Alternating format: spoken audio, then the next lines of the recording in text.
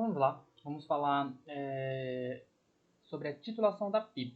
Então aqui nós vamos ver tudo o que nós precisamos saber sobre a titulação da PIP. Quando a gente vai utilizar, como a gente vai utilizar, por que nós vamos utilizar.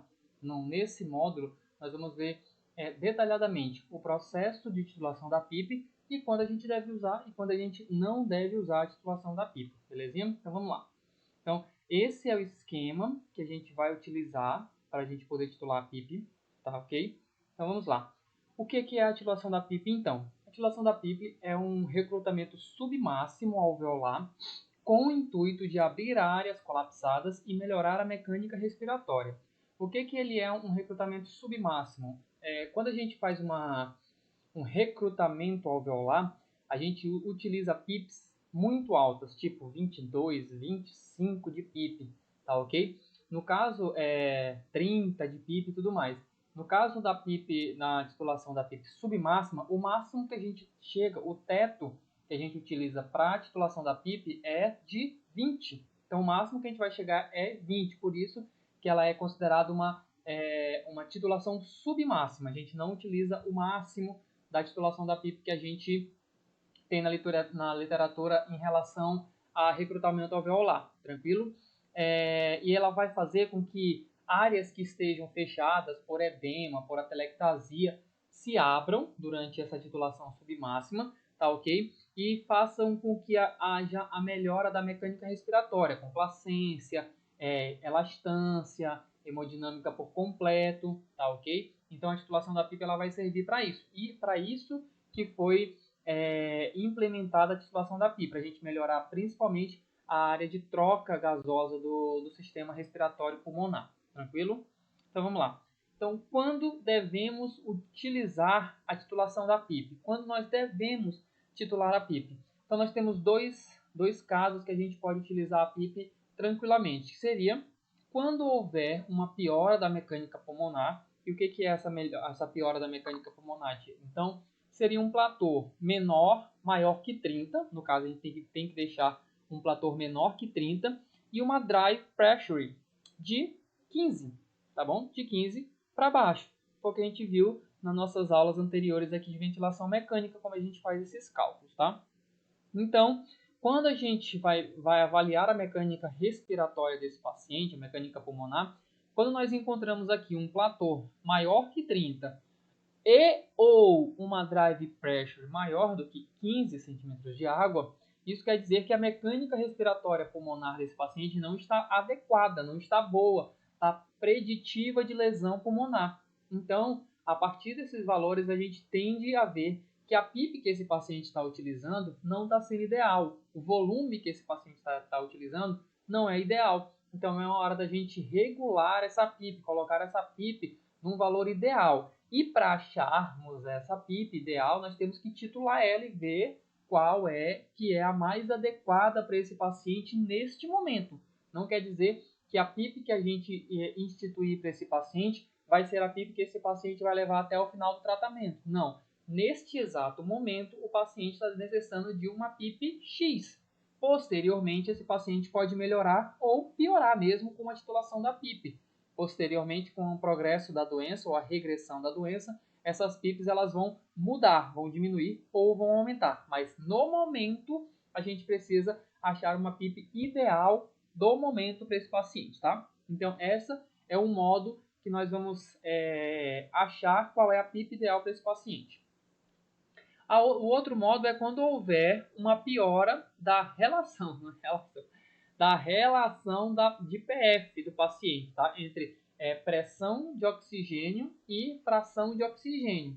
Quanto que eu estou oferecendo para esse paciente e quanto que ele está absorvendo desse oxigênio que eu estou ofertando para ele. Então, essa relação vai me dar um norte que tem alguma coisa errada com a troca gasosa desse paciente. E como a titulação da PIP ela vai ajudar na mecânica respiratória e na troca gasosa, a gente tende a melhorar essa relação PF quando realizamos a titulação da PIP. Então, quando a gente vai fazer uma gasometria e essa gasometria vem com uma relação PF abaixo de 150, a primeira coisa que tende a vir na cabeça é precisa pronar esse paciente, certo? Porém, antes de pronar o paciente, é ideal que nós titulemos a PIP e aí sim, depois da titulação da PIP, a gente vê se há necessidade ou não da pronação desse paciente, tá bom? Nós vamos ver mais para frente aqui. Então, vamos lá. Devemos titular a PIP antes de pronar ou devemos titular a PIP depois de pronar? O que vocês acham?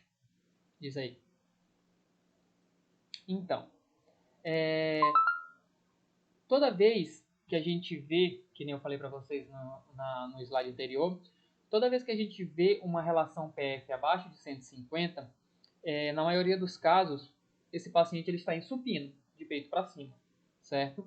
Então, quando a gente vê uma PF abaixo de 150, esse paciente está indicado a pronação. Porém, nós precisamos titular a PIP desse paciente para que ele seja pronado, tá? Então, nós vamos titular a PIP antes de pronar, tá? E depois que a gente pronar, a gente tem que titular essa PIP de novo? Não. Não, se não houver piora da mecânica respiratória desse paciente. Por exemplo, chegou a gasometria desse paciente, uma PF menos que 150, e aí eu vou titular a PIP desse paciente. Titulei a PIP desse paciente, infelizmente a PF dele continuou abaixo de 150. Bom, mas nós achamos a PIP ideal para esse paciente durante nossa titulação, onde manteve um platô abaixo de 30 e uma drive pressure abaixo de 15. Excelente, achamos a mecânica ideal para esse paciente, achamos a PIP ideal para esse paciente. Então, nós pronamos esse paciente. Depois que nós pronamos esse paciente, nós vamos aguardar 1 hora após a prona desse paciente. E aí nós vamos fazer o quê? Fazer uma nova coleta de gasometria e fazer um novo cálculo da mecânica respiratória pulmonar desse paciente. Na gasometria, nós precisamos que a relação PF desse paciente tenha aumentado pelo menos 20 pontos, independente se esse paciente não chegou a 150. Não é porque esse paciente não chegou a 150 de PF ou mais que a prona deu errado. Não é assim que nós avaliamos a eficácia da pronação. A pronação, ela se mostra eficaz quando nós temos uma melhora da relação PF, independente se ela não ultrapassa 150. Por exemplo, quando nós coletamos a gasometria desse paciente, ele veio com uma PF de 100. Então, nós titulamos a PIP, pronamos esse paciente. 1 hora depois, esse paciente está com uma APF de 130, 140. Não está acima de 150. Porém, ele saiu de uma PIP, de uma APF de 100 para uma APF de 140. Então, houve uma melhora significativa da relação PF desse paciente. Isso quer dizer que ele respondeu bem à PF. Então, a gente vai deixar esse paciente aí por mais 20, 24 horas, dependendo do protocolo instituído na sua unidade de terapia intensiva, tá? Então, quando houver melhora da relação PF, isso que diz se houve se a prona deu resultado, tranquilo? Não é que a gente vai pronar e essa PF vai para cima de 150, não. Ela tem que haver uma melhora da mecânica da relação PF. E sempre que há essa melhora da PF, né, se houve uma melhora da PF é porque houve uma melhora da mecânica pulmonar. Então, dificilmente essa mecânica pulmonar tenha piorado quando a gente pronou esse paciente. Dificilmente. Não estou dizendo que não aconteça. Mas a gente vai lá calcular e vai ver novamente o platô e a drive pressure desse paciente. E sim, se estiver extrapolado muito o platô e a drive pressure desse paciente após essa hora pronado, a gente vai sim retitular a PIP desse paciente, o que é bem difícil. Sinceramente, é bem difícil isso acontecer, tá? Se houver uma melhora significativa da PF, dificilmente vai haver uma piora da mecânica pulmonar. Mas pode ocorrer. E a titulação da PIP só vai ocorrer quando pronar esse paciente, se acontecer isso. Não é porque eu pronei esse paciente que eu tenho que titular ele de novo. Não. Ele só vai ser titulado se houver a piora da mecânica pulmonar, que nem foi mostrado para vocês aqui. A gente só vai titular a PIP nesses dois casos, quando houver uma piora da mecânica pulmonar ou quando houver uma piora da relação PF. Caso contrário, não tem por que titular a PIP. Só porque eu mudei a posição do paciente, vou titular a PIP de novo? Não. A gente vai precisar rever esses casos aí. Tranquilo? Vamos seguindo. Então, como nós vamos titular a PIP? A PIP, a primeira vez que a gente titula a PIP, a gente tem que fazer a homogeneização, certo? Que ela é realizada em 3 etapas, tá bom? Então, etapa 1, etapa 2 e etapa 3.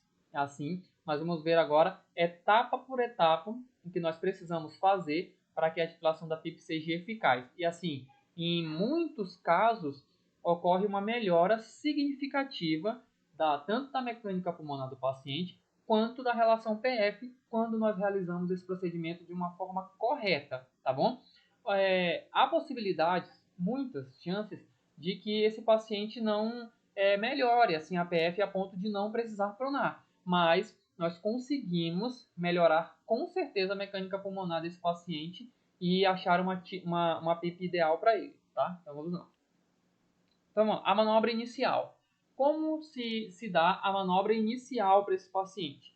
Ela se dá, a gente vai estar, primeiro, como a gente já viu nas aulas anteriores da ventilação mecânica, nós vimos que esse paciente, a princípio, vai estar sendo ventilado a volume, com uma PIP de 10, né, que é aquela PIP inicial ideal que a gente utilizou para esse paciente. Se não tiver, não tem problema. Mas o que vai acontecer é que nós vamos sair desse paciente do modo de volume, de VCV, e vamos passar esse paciente para o modo de pressão controlada, tá bom? E ela tem que ser pressão controlada, ela não pode ser pressão assisto controlada, tá bom? Para nós podermos titular a PIP de uma forma correta para esse paciente, eles têm que estar totalmente entregue. Ele não precisa estar bloqueado, mas eles têm que estar com uma sedação muito otimizada para que ele não participe da ventilação durante a titulação, porque dá errado. Então, esse paciente ele não pode estar tendo drive respiratório para nós realizarmos a titulação da PIP, tá bom? Então, mas isso não quer dizer que ele tenha que estar bloqueado. Se ele tiver com uma sedação onde ele não participe, ele tenha drive respiratório totalmente cortado, bloqueado, a gente pode fazer ele só com sedação tranquilamente, tá bom? Então, nós vamos passar esse paciente do modo VCV para o modo PCV. Então, a primeira coisa que a gente vai fazer é a manobra inicial.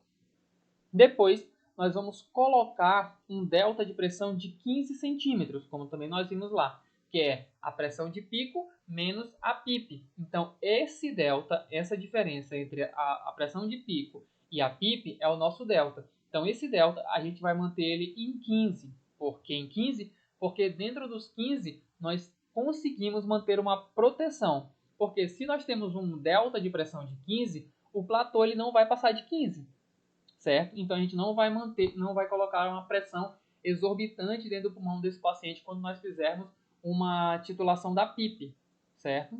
Então, colocar um delta de pressão de 15 centímetros de água para esse paciente. Verificar se o seu ventilador ele é com a pressão acima da PIP ou não, certo? Porque, por exemplo, se o seu ventilador for acima da PIP, beleza, a gente vai ajustar os 15 e vai aumentar a PIP e não mexe mais na pressão. Porém, se não for somada a PIP, toda vez que nós aumentarmos a pressão, toda vez que nós aumentarmos a PIP, nós vamos ter que aumentar a pressão para a gente poder manter o delta. Então, antes de fazer a titulação da PIP, verifiquem se a pressão do ventilador de vocês é somada a PIP ou não. Tranquilo? Então, nós vamos, depois de ter ajustado aqui o delta de pressão de 15 centímetros, nós vamos colocar o tempo inspiratório, né, para manter uma relação de 1 para 1, o mais próximo possível. A gente não precisa deixar certinho de 1 para 1 ali, mas o mais próximo ali, 1 para 1.2, 1 para 1.3, tá? O mais próximo possível de 1 para 1. Então, nós vamos ajustar o tempo inspiratório para que a relação fique o mais próxima possível de 1 para 1. Manter uma frequência respiratória de 20 para evitar hiperinsuflação dinâmica, alto PIP, tá? E vamos colocar a FO2 para 100% durante a manobra. Essa é a manobra inicial. Estamos em VCV, passamos para PCV, fazemos todos esses ajustes, tá ok? E aí sim, nós vamos... esse paciente está com uma PIP de 10. Tá? Se ele não tiver, coloca esse paciente numa PIP de 10. Deixa esse paciente Se ele não tiver, se ele tiver com a PIP de 8, ou se ele tiver com a PIP de 12, você vai trazer essa PIP para 10 e vai esperar 1 minuto, certo? Se ele já estiver com a PIP de 10, você já vai direto para o próximo passo, que é aumentar a PIP para 15, certo? E aí vai deixar 1 minuto. Lembrando, se ele não estiver com a PIP inicial de 10, tiver com a PIP de 8 ou de 12 ou de qualquer outra que for, você vai descer essa PIP para 10 ou subir essa PIP para 10 e manter por 1 minuto. Depois de 1 minuto, você vai subir a PIP para 15 e manter mais 1 minuto. Depois de 1 minuto, você vai subir essa PIP para 20 e vai manter por mais 60 segundos. Esse é o primeiro passo. Essa é a homogeneização, recrutamento submáximo que nós estamos fazendo para esse paciente. Estamos abrindo o alvéolo, oxigenando ele bem, para que a gente possa aí, então, fazer a titulação decremental dessa PIP. Então, fez, subiu essa PIP para 15, para 20 lá na impressão, tá bom? Chegamos a 20, esperamos 60 segundos. Passou os 60 segundos, nós vamos fazer a titulação decremental da PIP. Vamos para a segunda fase. Então, nós vamos retornar o nosso paciente para o modo VCV, que era o modo que ele já estava. Vamos ajustar o volume de 6 kg, que já era para ele estar nesse volume, tá bom? Então, a gente não vai precisar fazer. Se você está mantendo uma ventilação protetora para o seu paciente, ele já estava sendo ventilado de 6 volumes para baixo. Se não tiver, ajuste, tá bom? Esse volume para 6 ml.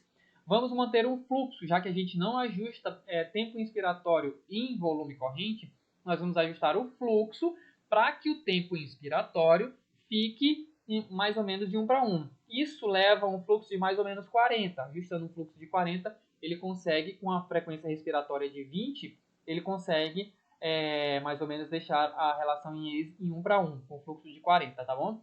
Vamos colocar o formato da onda quadrado. A gente sempre usa ela rampado, descendente.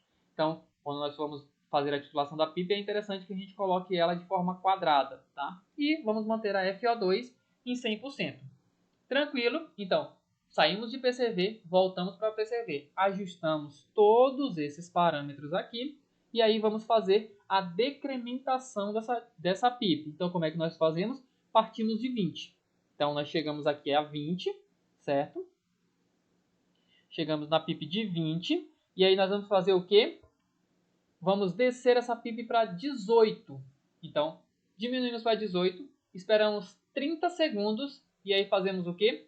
Apertamos aqui, ó, a pausa inspiratória. E aí nós vamos anotar o platô e a complacência estática desse paciente. Para depois nós fazermos, então, a drive pressure, que é o platô menos a PIP.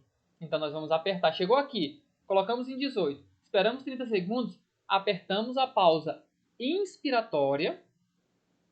Apertou a pausa inspiratória, ele vai lhe dar um platô. Você vai anotar esse platô e depois você vai diminuir por essa PIP, tá bom? Então, platô menos a PIP vai nos dar a drive pressure dessa PIP aqui, certo? Passou os 30 segundos, calculamos o platô, vamos para o próximo. Então, nós descemos a PIP para 16, esperou 30 segundos, mesma coisa, aperta a pausa inspiratória, anota o platô, anota a complacência estática e vamos embora para o próximo. Baixa para 14, espera mais 30 segundos, aperta a pausa inspiratória, anota platô e complacência estática. E nós vamos fazendo isso até a nossa PIP de 8, certo? Chegamos na PIP de 8, nós então vamos fazer o cálculo. Se você não fez o cálculo automático logo em cada um, depois que você pegou todos os platores, você vai diminuir o platô da PIP, platô da PIP, platô da PIP, platô da PIP, e cada um vai lhe dar uma drive pressure, certo? Vamos ver aqui um exemplo. Então, nós precisamos manter, então, achar uma PIP. Uma dessas PIPs tem que estar com um platô menor que 30 e uma drive pressure menor que 15. É isso que nós precisamos procurar. Então, vamos lá. Vamos pegar o exemplo da primeira PIP que nós titulamos ali. Pegamos uma PIP de 18, apertamos a pausa inspiratória, ele nos deu um platô de 38. Então, nós pegamos 38, que é o platô que ele nos deu quando nós fizemos o cálculo. Vamos diminuir da PIP 18 e ele vai nos dar uma drive pressure de 20. Ou seja, um platô acima de 30 e uma drive pressure acima de 15. Então, a gente já sabe que provavelmente essa PIP não é a PIP ideal para esse paciente. Então, nós vamos anotando, anotando, anotando. E aí, nós chegamos na PIP de 10. E na PIP de 10, nós encontramos ali um platô de 25. Opa, já é menor que 30. E nós temos uma drive pressure de 15. Opa, temos uma drive pressure de 15. Então, provavelmente, nós temos aqui uma PIP muito boa para esse paciente. E aí, nós anotamos também, como eu pedi para vocês anotarem, anotaram o platô e a complacência estática desse paciente. Então, aqui, nós vimos que a complacência estática desse paciente aqui é 40. Qual é a importância da complacência estática, então, Diego? Só que a gente precisa achar o drive pressure, onde ele calcula o platô e a PIP, que me dá a drive pressure, que é o importante, é o que eu preciso achar. Mas a complacência estática ela vai servir para a gente por um motivo. Vamos continuar a nossa titulação aqui. Nós chegamos na PIP de 8, e aí nós fizemos o cálculo da pausa respiratória, e ele nos deu aqui um platô de 23, olha, um platô de 23, ou seja, um platô menor do que o de 10. Mas ele nos deu uma drive pressure de 15 também, certo? Então, um platô de 25 contra um platô de 23, porém, a nossa drive pressure se manteve igual, tanto em 10 quanto em 15. E o que vai fazer eu escolher entre a PIP 8 e a PIP 10 vai ser a minha complacência estática, tá ok? A que tiver a maior complacência estática vai ser a minha PIP ideal. Por quê? Porque com a mesma drive pressure, mesmo com platores diferentes, o que importa para mim é a drive pressure, tá bom? Porque a pressão intraalveolar é essa pressão que vai causar lesão alveolar no nosso paciente. Então, os dois, me mostrando que os dois têm uma drive pressure de 15, porém, quando eu utilizo uma PIP de 10, a minha complacência estática ela é muito maior, certo? Então, 40 é maior do que 32. Então, eu tenho uma complacência melhor quando eu utilizo uma PIP de 10. Então, essa PIP de 10 vai funcionar muito melhor para a mecânica pulmonar do meu paciente, tá bom? Então, eu vou usar sempre a menor drive pressure para maior complacência estática. É isso que eu preciso saber. Então, por isso que é importante nós anotarmos também a complacência estática, porque é muito interessante a gente usar, por exemplo, nesse caso, quando a gente encontra duas PIPs com a mesma drive pressure, é interessante que a gente utilize sempre a que tenha mais complacência estática. Por quê? Ele já está me indicando que quando eu diminuo a PIP aqui, eu perco complacência, tá bom? E se eu perco complacência, eu aumento a elastância. E aí a minha troca tende a piorar. Então, se aqui eu conseguir uma complacência muito boa, certo? Aí sim, eu prefiro escolher essa PIP de 10 porque ela vai me dar uma complacência, uma troca muito mais eficaz. Mas, por exemplo, se eu achasse aqui uma complacência aqui de 40 também, aí sim, nesse caso, eu escolheria essa PIP por causa que o platô está mais baixo. Mesmo que as drive pressure estejam iguais, a minha complacência esteja igual, o meu platô, nesse caso, vai ser o divisor aí de escolha, certo? Então, esse é o segundo passo. Fizemos a decrementação, achamos a PIP ideal, sabemos, então, que a PIP do nosso paciente ideal é 10. Então, vamos para a terceira parte da nossa titulação, que é... Então, nós escolhemos aqui, que é a manobra final. Então, voltamos, achamos a PIP ideal. Chegamos a 8, descobrimos que nossa PIP ideal é a 10.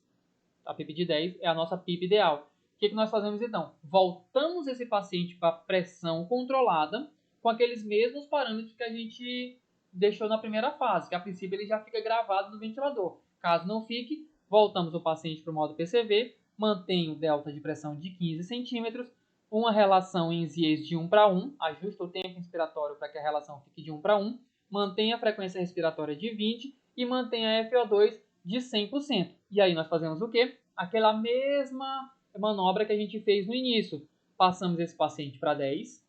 Só que aqui, em vez de esperarmos 1 minuto, que nem nós fizemos na primeira manobra aqui nós esperamos apenas 30 segundos, tá bom? Passamos esse paciente para 15, esperamos mais 30 segundos, passamos esse paciente para 20 e esperamos mais 30 segundos. E aí sim, nós fechamos a nossa titulação dessa PIP, e aí nós vamos fazer o quê? Vamos voltar esse paciente para VCV e colocar esse paciente com a PIP de 10, tá bom? Lógico, diminuindo ali 20, 18, 16, 14, 12, 10.